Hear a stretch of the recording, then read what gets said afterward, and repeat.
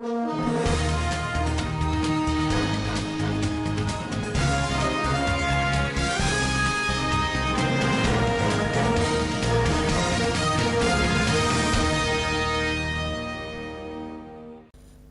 Matawale of Zamfara State presented the 2020 budget to the State House of Assembly. People living with disability have cried out on the discrimination against them. President Buhari seeks Senate approval for 16 nominees of Hajj Commission.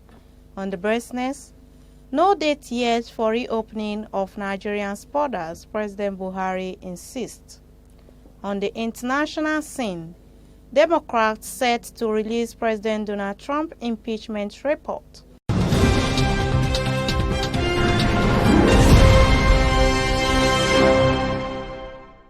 Welcome to Standard Voice Television News. I am Musa Joy Onyoza, and reading with me today is Samira Ibrahim.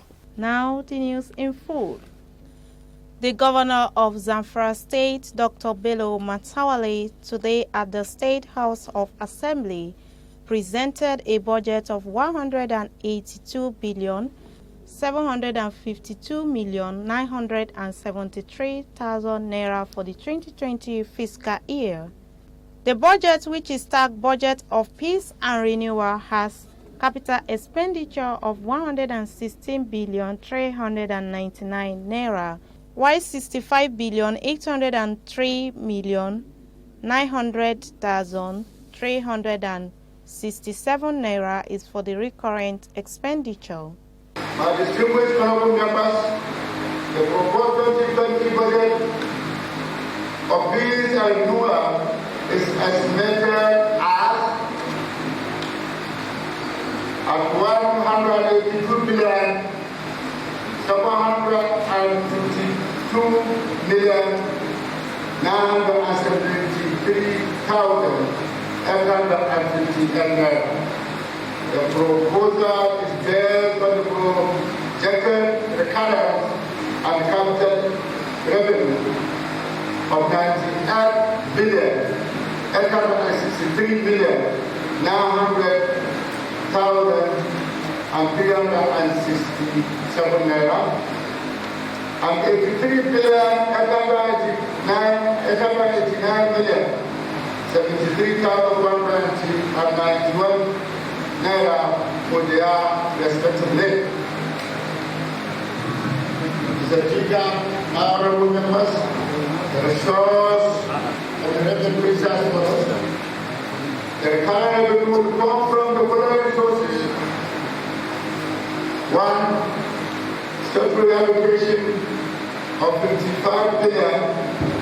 Recurring income from the federal government, 100 billion. Reimbursement is 32,372 million. 950,367 naira, while IGR 11,190,950,000. The capital revenue will equally agree from the following sources. 1. External loans to capital projects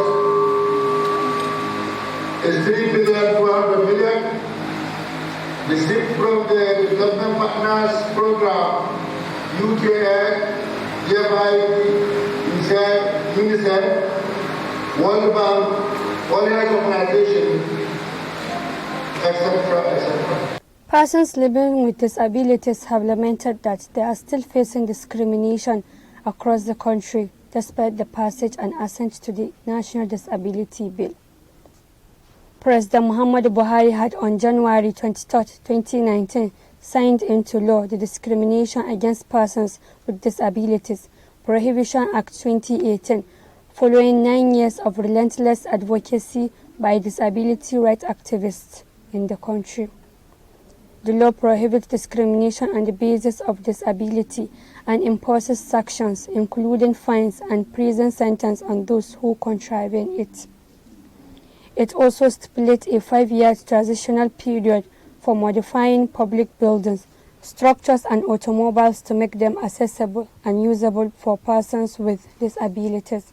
But as Nigeria joins the rest of the world to mark this year's World Disability Day, persons with disabilities said discrimination against them has not abated. They said public and private buildings have remained user-unfriendly to their members, especially at state and federal secretariats. Daily Trust reports that aside from the public elevators, lifts at the head of service wing and other federal secretariats in Abuja, there are no special provisions for persons living with disabilities. People living with disability in Zamfara State joined the rest of the world in commemorating the International World Day for Disabled. In our studio, Ibrahim Dusa organized a special discussion forum with the officials of the Association of People Living with Disabilities in the state. Here is part of their discussion. Akwai hali na damuwa na ko in kula da kuke fuskanta muka fuskanta ga 'yan uwanmu abokanin hudunmu da kuma gwamnatuta saboda halin ko in kula da muka fuskanta musamman ga al'umma wani shi abin da ya dauki wanda adda jarabawa ta rashin kafa ko rashin ido to ba kowa bane abin da ya daukai shara ne wanda za a zo wurin mu'amala ta yau da kullun wanda ya kamata ya ba kulawa sai ya kasance in ya zo shi a gaba wurin yi mawalakanci ba zai tsaya ma ya saurare ba da abin da ya zo da shi ko kuma yana ma ya mai magana ya katsa mai tsawa. President Muhammadu Buhari yesterday submitted a list of 16 nominees of National Hajj Commission of Nigeria for Senate approval. News Agency of Nigeria reports that the list of the nominees as contained in a letter addressed to the Senate President, Dr. Ahmed Lawan, which was read at the plenary. The nominees are Sikiru Hassan, representing Osho Southwest Chairman, Abdullahi Magaji, Executive Commissioner, Operation Inspection and Licensing, Bauchi Northeast, Nuraya Sakai, Executive Commissioner, Policy, Personnel Management and Finance, Kano Northwest, Momo Imonike, Executive Commissioner, Planning, Research, Statistics, Information and Library, Edo South, and Halima Jibril, part-time member representing Niger North Central. Other part-time members are Abajato, Borno North East, Garuba Umar, Sokoto Northwest, Ibrahim Ama, Ebonyi Southeast, Sadiku Musa, Delta South, and Akintunde Olayinka, Ogun Southwest. Others are representative of ministries, departments, and agencies, which includes Shehu Dogo, Ministry of Aviation, Nura Abaremi, Ministry of Foreign Affairs, Rabiu Isa, Ministry of Finance, Budget and National Planning. Others are Zainab Sharif, Ministry of Health, Aminu Yerima, Nigerian Immigration Service, and Ibrahim Ishaku, representing Central Bank of Nigeria. The youth leader of the All Progressives Congress, APC, in Zamfara North Senatorial District, Alhaji Siraj Muhammad Magaji, says ex-governor Abdulaziz Yari achieved a lot in the area of security. He said only those with biased mind could blame the ex-governor Yari for the security situation in the state, both during his tenure as well as now. We are all living witness to the fact that Yari's 8-year rule recorded remarkable progress in all sectors of human endeavor, including the security problem which he inherited from his predecessor. He said security agents could also bear witness to the fact that Yari did his best to stop banditry and other forms of criminal activities he inherited from his predecessor, but unfortunately the issue continued to grow like a wildfire. One of the measures he took was to reconcile the bandits by setting up a committee headed by his deputy, Alhaji Ibrahim Wakala, with all relevant security agencies as members. The Department of State Services has uncovered syndicated plots by some undesirable groups to cause a breakdown of law and other in various parts of the country, including the Federal Capital Territory, Abuja. The arrangement is to instigate protest, mass action, and violence with a view to causing anarchy and destabilizing the country. These predetermined actions have been designed to take place simultaneously in the major cities across the geopolitical zones in the coming weeks. This is more so that the plotters are also targeting the Yuletide seasons to accomplish their sinister motives. Considering the implications of this on public safety and national security, the service wishes to warn the anti-democratic element responsible for this heinous plot to desist forthwith from their inglorious acts. Consequently, parents are advised to rein in their words and enjoin them not to allow themselves to be used to foment trouble. Similarly, heads of academic and public institutions are to warn their students and employees, respectively, from engaging in any untoward activity against public order. The service and other sister agencies are at alert and will ensure that peace and security are maintained in all parts of the country before, during, and after the festive periods. Law-abiding citizens are equally encouraged to go about their normal businesses without fear, but report any suspected persons or breach of peace to the nearest security office to them.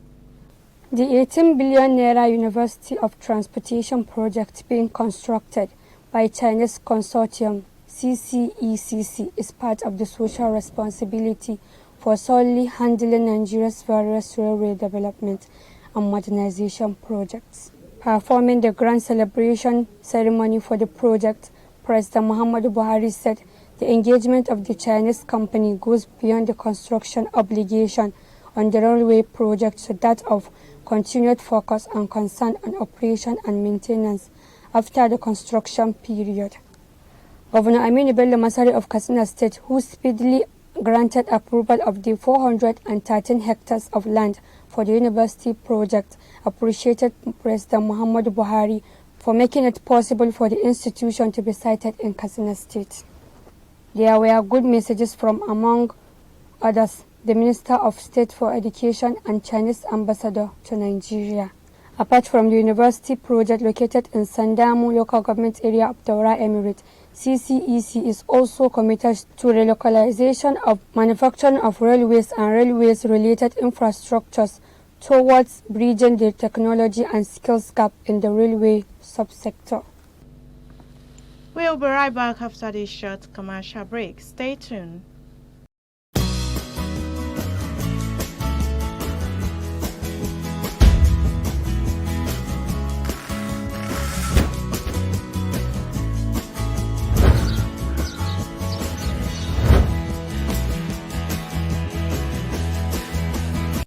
Welcome back on Business. Jemima Samuel has more detail.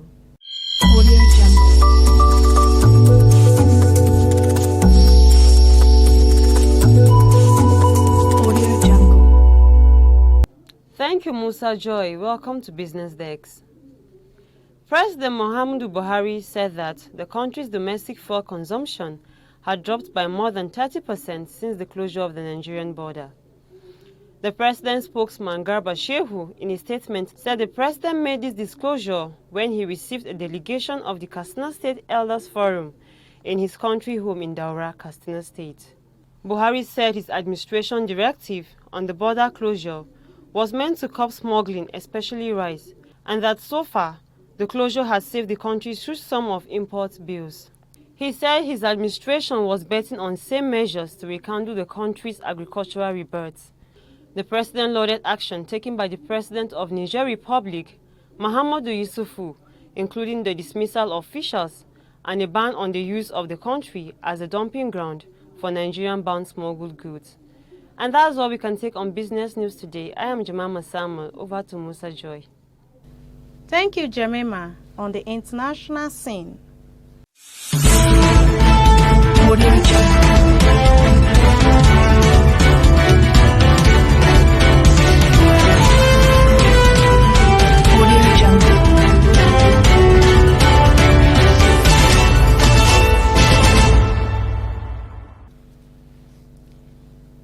Democrats were set to approve their report on the impeachment investigation into President Donald Trump, paving the way for formal charges against the United States of America leader that could include abuse of power, bribery, and obstruction. House Intelligence Committee Chairman Adam Schiff, who has led a 10-week-old investigation, said it was important to move quickly because the evidence of President Trump's wrongdoing is overwhelming. The House committee leader noted that this is a president who has sought foreign intervention in U.S. elections twice now, and even in the midst of the impeachment inquiry, is again out publicly saying not only should Ukraine do this, but China should also investigate his opponent. That has been the news from Standard Voice Television. To end the news, a quick look at the major headlines. Governor Matawale of Zamfara State presented the 2020 budget to the State House of Assembly. People living with disability have cried out on the discrimination against them. President Buhari seeks Senate approval for 16 nominees of Hajj Commission. On the business, no date yet for the opening of Nigeria's borders, President Buhari insists. On the international scene, Democrats set to release President Trump impeachment report. Thanks for watching. On behalf of Samira Ibrahim, I still remain Musa Joy Onyoda. Keep watching Standard Voice Television News.